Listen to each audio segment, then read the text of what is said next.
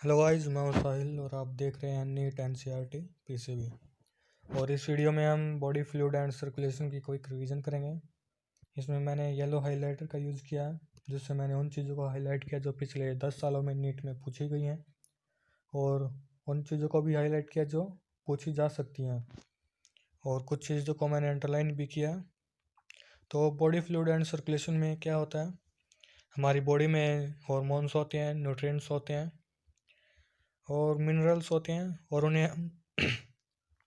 उन्हें एक जगह से दूसरी जगह ट्रांसपोर्ट करने के लिए फ्लूइड की ज़रूरत होती है। तो उस फ्लूइड का जो काम होता है ट्रांसपोर्ट करने का होता है। मिनरल्स हो, हॉर्मोन्स हो गए, तो ब्लड हो गया और लिम्फ हो गया, ये दो फ्लूइड हैं ह्यूमन बॉडी में जो उन चीज़ों को एक जगह से दूसरी जगह ट्रांसपोर्ट कराते हैं। तो एक कॉमन यूज बॉडी फ्लूइड है ब्लड और लिम्फ।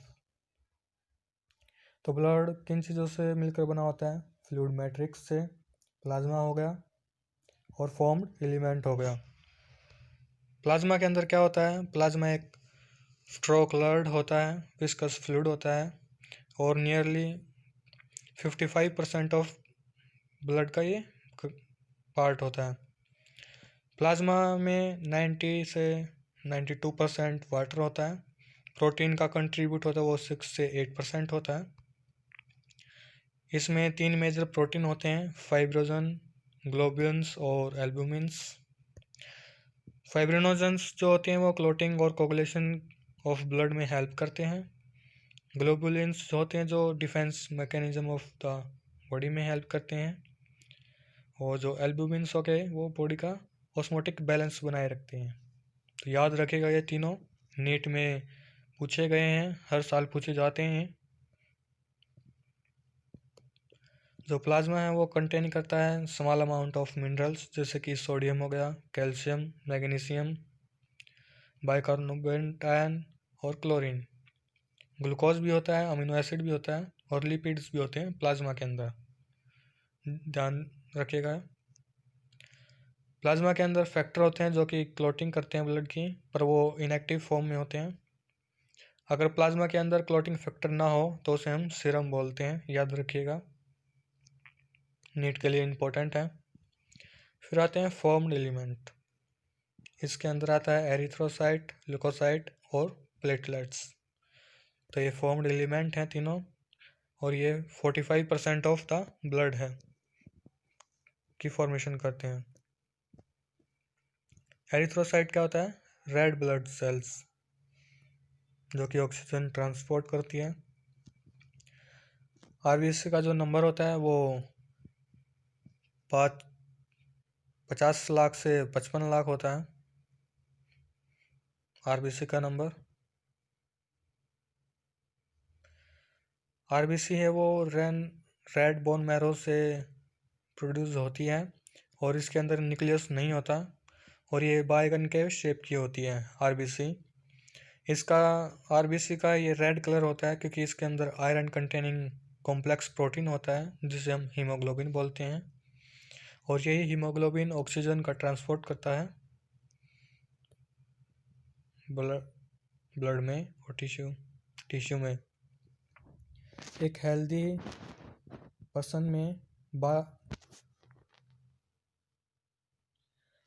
पर्सन में 12 से 16 ग्राम हीमोग्लोबिन होता है हर 100 ml में। तो याद रखिएगा, ये नीट के लिए इम्पोर्टेंट है। आरबीसी का जो लाइफ स्पैन है वो 120 डेज का है, और ये डिस्ट्रॉय हो जाती है स्प्लीन में, जिसे हम ग्रेवयार्ड ऑफ आरबीसी बोलते हैं। लुकोसाइट क्या होता है? वाइट ब्लड सेल कहते हैं इसे, और ये कलरलेस होती है क्योंकि इसके अंदर हीमोग्लोबिन नहीं होता, और ये न्यूक्लिएटेड होती हैं, और ये इनका जो नंबर है वो कम होता है आरबीसी से। ये 6000 से 8000 होती हैं, इनका नंबर होता है ब्लड में। लुकोसाइट वो शॉर्ट लाइव्ड होती हैं। इसके 2 कैटेगरी में बांटा गया है डब्ल्यूबीसी को, ग्रेनुलोसाइट और ए ग्रेनुलोसाइट। जो ग्रेनुलोसाइट हैं वो हैं न्यूट्रोफिल, इजेनोफिल और बेसोफिल्स, और जो ए ग्रेनुलोसाइट हैं वो हैं लिम्फोसाइट और मोनोसाइट। जो न्यूट्रोफिल्स है वो मोस्ट अबंडेंट सेल है WBC के अंदर, जो 60 से 65% बनाती हैं न्यूट्रोफिल्स WBC का।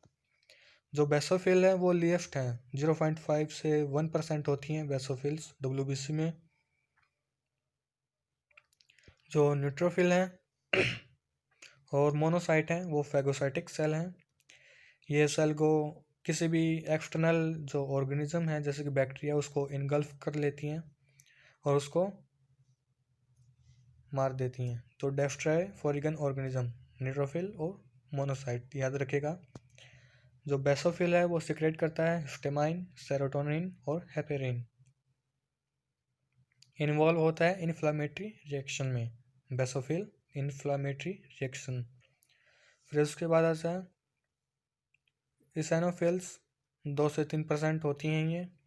रजिस्ट इन्फेक्शन एंड आर स्लो associated with allergic reaction. Eosinophils जो होती हैं वो रजिस्ट इन्फेक्शन है हेल्प करती है और एलर्जिक रिएक्शन में भी हेल्प करती हैं।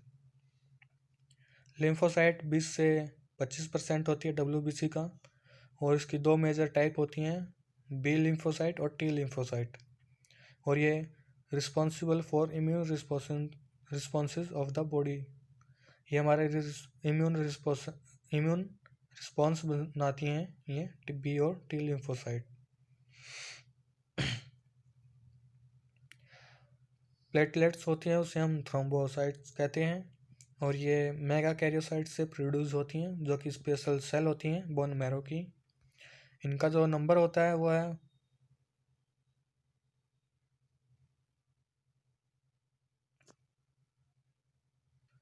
15,000 से 35,000,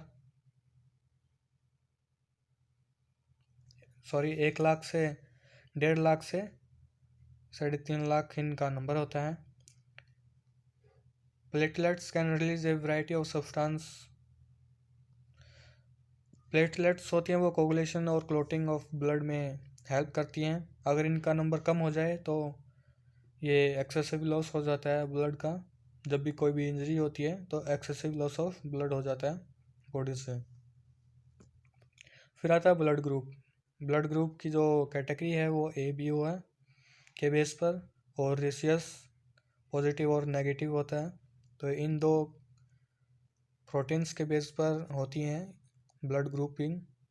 तो ABO ग्रुपिंग में क्या होता है, जो RBC होता है उसके जो सरफेस होता है उसके ऊपर 2 टाइप का प्रोटीन एंटीजन होते हैं A और B, और जो एंटीबॉडी होते हैं वो एक प्रोड्यूस होती हैं उस एंटीजन के रिस्पॉन्स में एंटीबॉडी। क्लम्पिंग क्या होता है, डिस्ट्रक्शन ऑफ RBC होता है।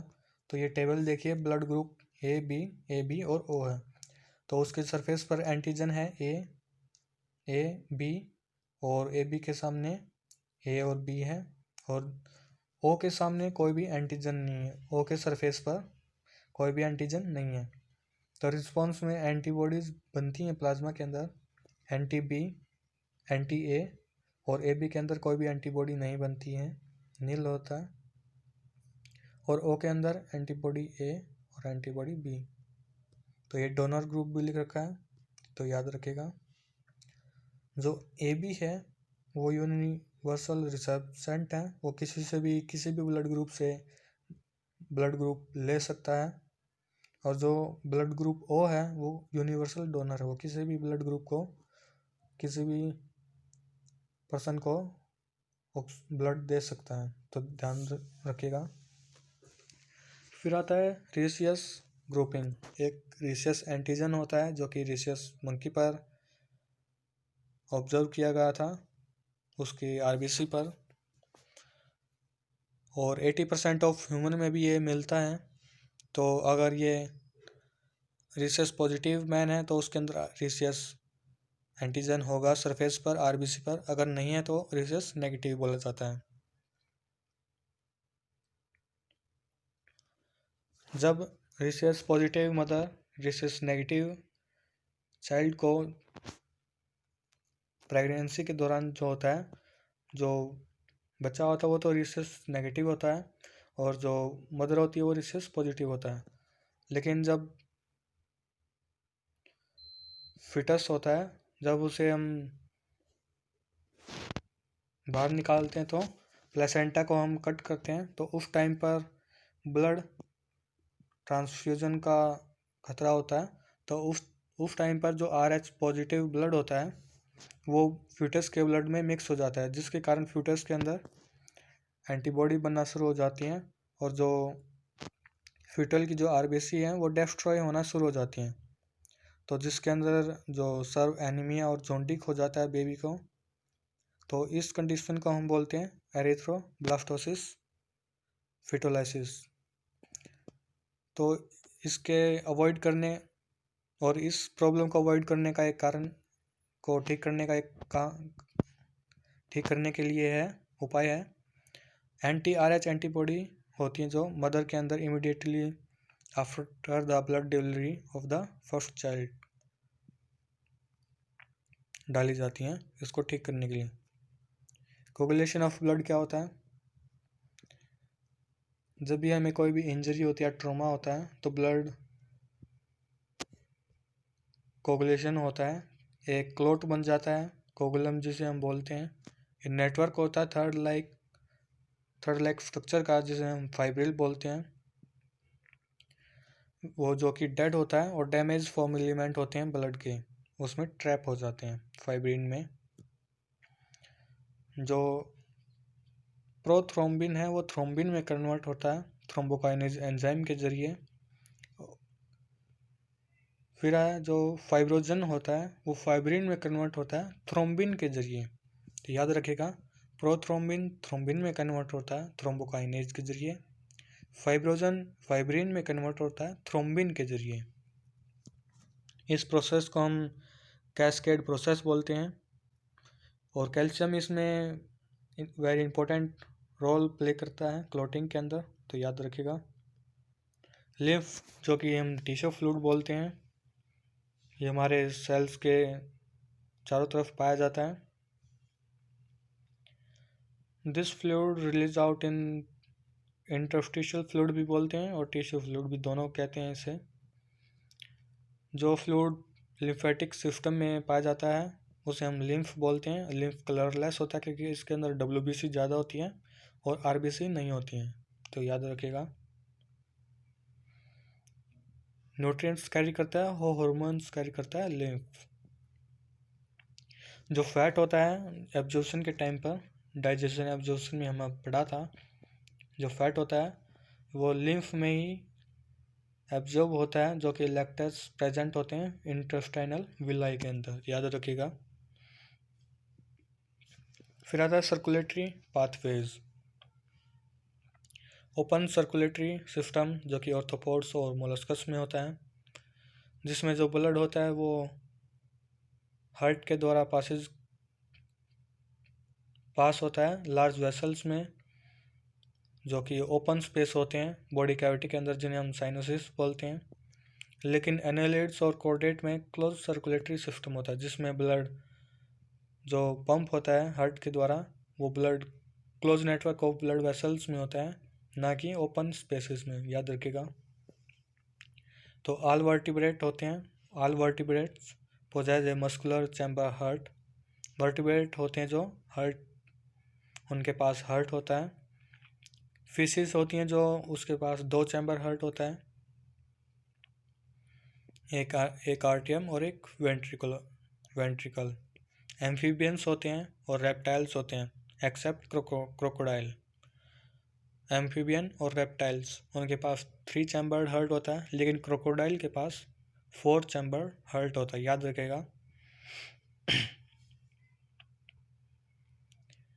ह्यूमंस में 4 चैम्बर हार्ट होता है, जिसमें 2 आर्टिया होते हैं और 2 वेंट्रिकल होते हैं। और इसे जो 2 सिस्टम है जो सेपरेट सर्कुलेटरी पाथवे हैं आर्टिया और वेंट्रिकल्स के, इन्हें हम डबल सर्कुलेशन बोलते हैं। सेपरेट सर्कुलेटरी पाथवेज को without the mixing of blood होता है, जो डबल सर्कुलेशन कहलाता है। फिर आते हैं ह्यूमन सर्कुलेटरी सिस्टम। जो कि हार्ट के जरिए होता है, और नेटवर्क ऑफ ब्लड वेसल्स के जरिए होता है, याद रखिएगा। हार्ट मेजोडर्मली ड्राइव्ड ऑर्गन है, थोरेसिक कैविटी में होता है, ये बिटवीन द लंग्स होता है, और स्लाइटली लेफ्ट में होता है, ये लेफ्ट साइड की तरफ होता है। और इसका जो साइज होता है, जो क्लेंच फिस्ट की तरफ होता है, जो मुट्ठी होती है, बंद मुट्ठी, उसकी तरह होता है। और ये प्रोटेक्टेड होता है डबल वॉल्ड मेम्ब्रेनस बैग से, जिसे हम पेरिकार्डियम बोलते हैं। और पेरिकार्डियम के अंदर पेरिकार्डियल फ्लूइड होता है। हार्ट होता है जो ह्यूमन का, वो 4 चैम्बर होता है। इसके अंदर 2 आर्टिया और 2 वेंट्रिकल्स होते हैं। आर्टिया छोटे होते हैं और वेंट्रिकल्स बड़े होते हैं। लेफ्ट और राइट आर्टिया को जो सेपरेट करता है, उसे हम आर्टियल सेप्टम बोलते हैं, जो कि थिन वॉल्ड होती है। और जो वेंट्रिकल्स को सेपरेट करती है, वो थिक वॉल्ड इंटरवेंट्रिकुलर सेप्टम होती है, याद रखिएगा।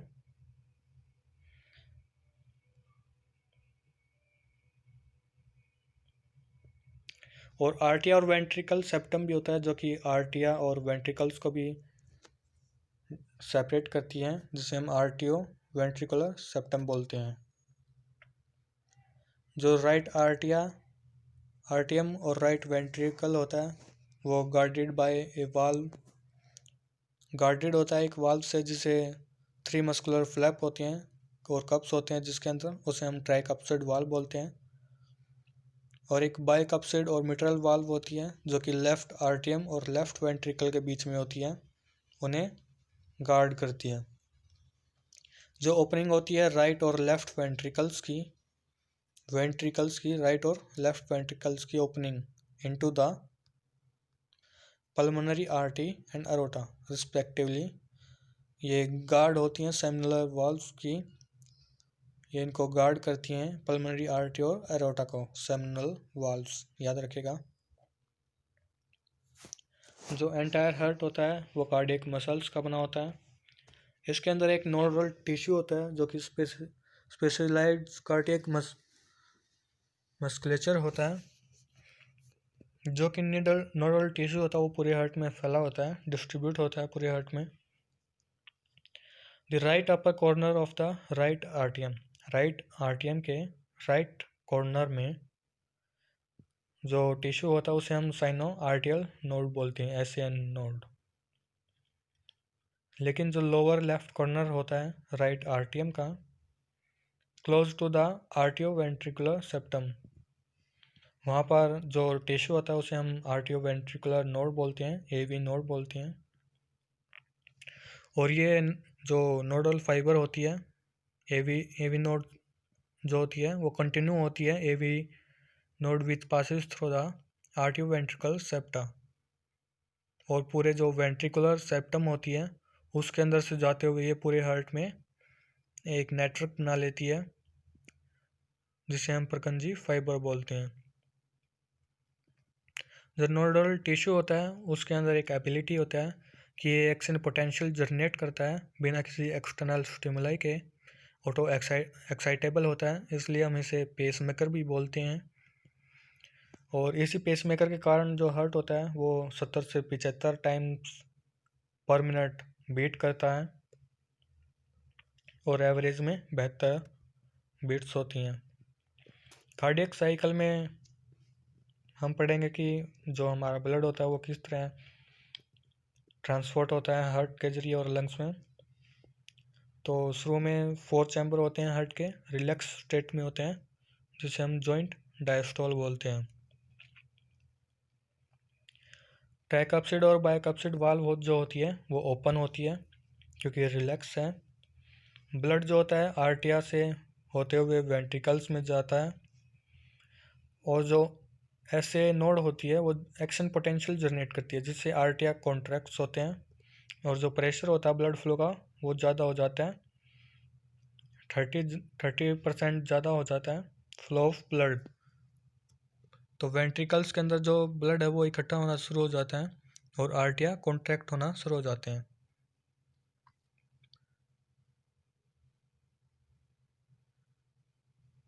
फिर इसके बाद जो एक्शन पोटेंशियल है वो आर्टिया से होता हुआ वेंट्रिकल्स में जाता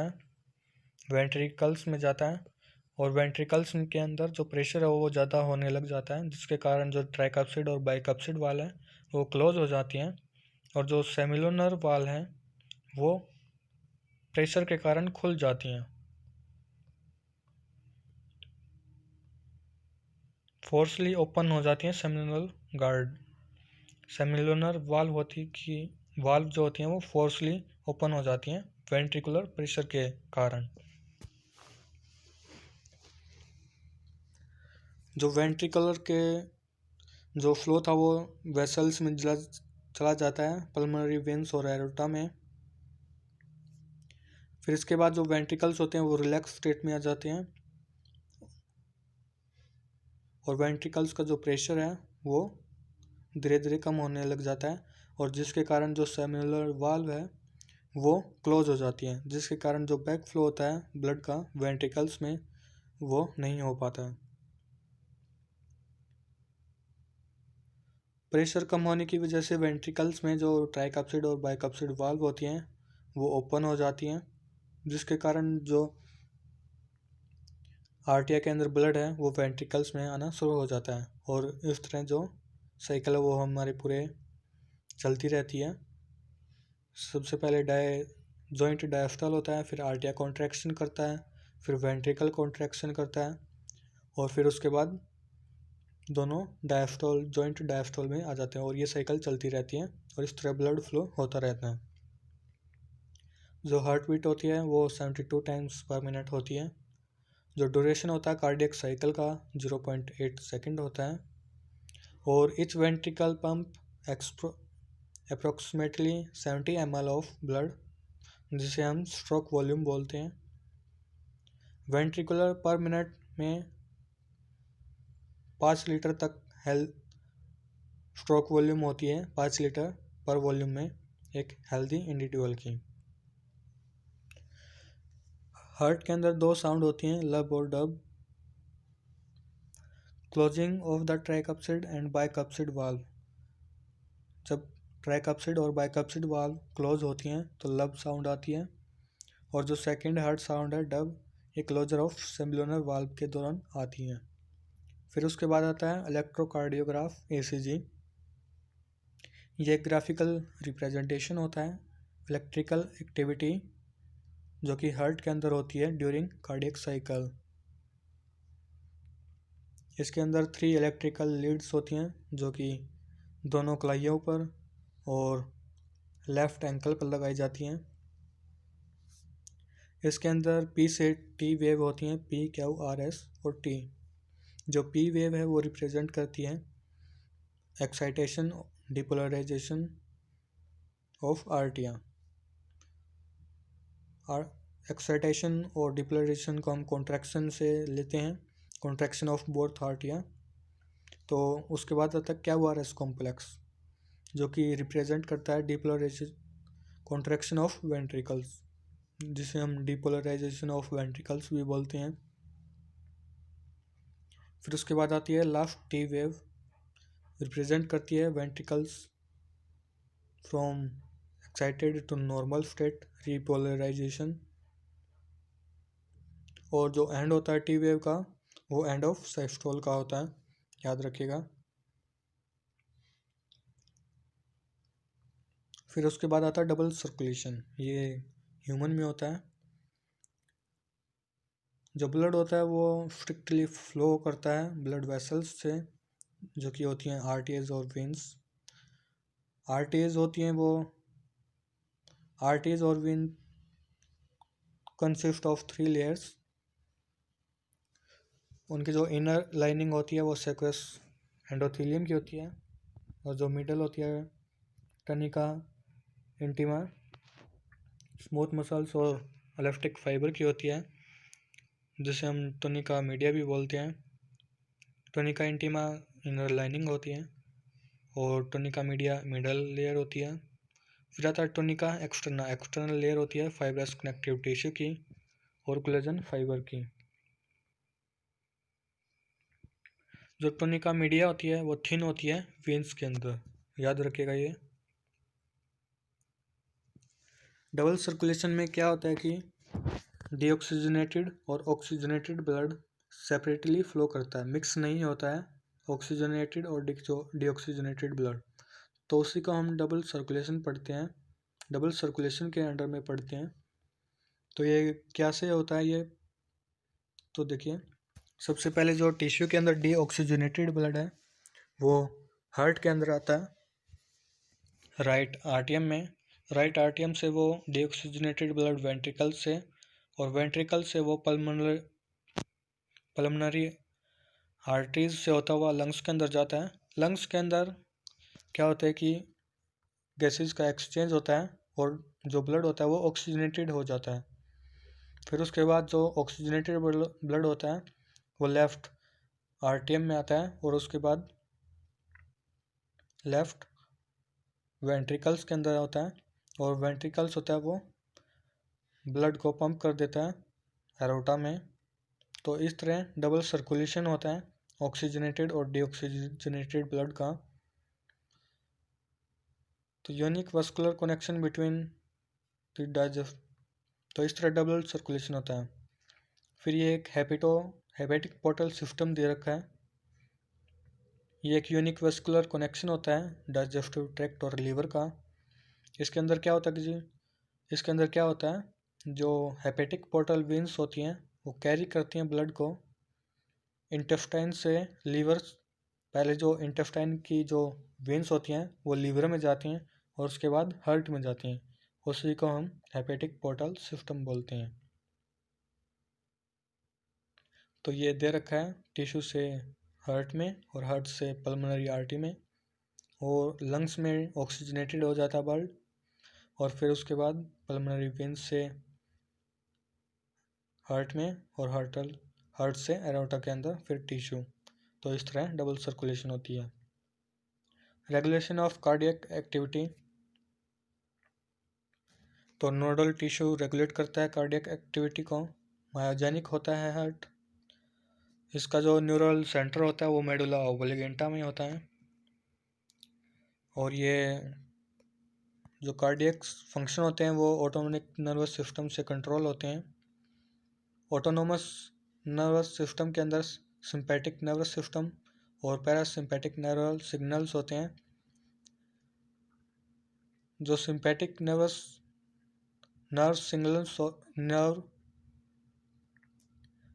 सिग्नल्स होते हैं जो इंक्रीज करते हैं रेट ऑफ हार्ट बीट को। जो वेंट्रिकुलर कॉन्ट्रैक्शन है उसकी स्ट्रेंथ को बढ़ा देते हैं।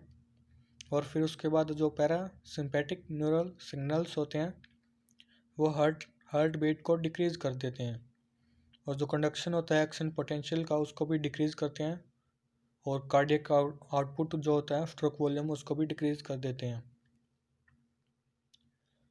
एडर्नल मेडुलरी हार्मोन भी होता है जो कि इंक्रीज करता है कार्डियक आउटपुट को।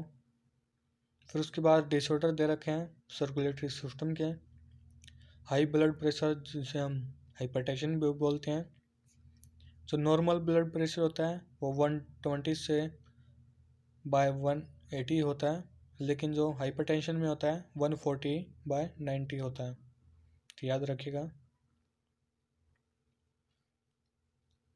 हाई ब्लड प्रेशर जो होता है वो लीड्स करता है heart disease and also affect vital organs like brain and kidney. CAD coronary artery disease, ये रेफर करता है एथेरोस्क्लेरोसिस से। ये deposit of calcium fat and cholesterol and fibrous tissue which make the lumen of the arteries narrow. जो arteries का जो lumen होता है वो नैरो हो जाता है क्योंकि उस पर डिपॉजिट हो जाता है कैल्शियम का, फैट का, कोलेस्ट्रॉल का और फाइब्रस टिश्यू का। एगाइना क्या है, एगाइना एक एक्यूट चेस्ट पेन है क्योंकि ऑक्सीजन इनफ नहीं मिलती है हार्ट मसल्स को, इसे हम एगाइना पेक्टोरिस बोलते हैं। और ये किसी भी एज में होता है, मैन और वुमेन में भी होता है, और ये ब्लड फ्लो को भी अफेक्ट करता है। फिर उसके बाद आता है हार्ट फेलियर। ये एक स्टेट ऑफ हार्ट होती है जिसके अंदर हार्ट होता है वो इफ़ेक्टिवली ब्लड पंप नहीं कर पाता है कि वो जो बॉडी की नीड्स हैं उनको पूरा कर पाए, तो उसे हम हार्ट फेलियर बोलते हैं। हार्ट अटैक के अंदर क्या होता है, जो हार्ट की मसल्स होती है वो सडनली डैमेज हो जाती हैं बाय एन इनएक्विडेट ब्लड सप्लाई के कारण। फिर कार्डियक अरेस्ट होता है, जो हार्ट होता है वो स्टॉप हो जाता है, बीटिंग स्टॉप, अचानक से बीटिंग करना स्टॉप कर देता है। अगर आपको ये वीडियो अच्छी लगी हो तो हमारे चैनल को लाइक कीजिएगा, सब्सक्राइब कीजिएगा और इस वीडियो को लाइक कीजिएगा और शेयर कीजिएगा अपने दोस्तों के साथ, अपने फेसबुक और व्हाट्सएप ग्रुप में। और इस चैप्टर का PDF मैं आपको वीडियो के डिस्क्रिप्शन में दे दूँगा, लिंक दे दूँगा डाउनलोड की, आप वहाँ से डाउनलोड कर सकते हैं। आप हमें फॉलो कीजिए इंस्टाग्राम और फेसबुक पर, आप हमें गूगल भी कर सकते हैं, NEET NCERT PCB। Thank you.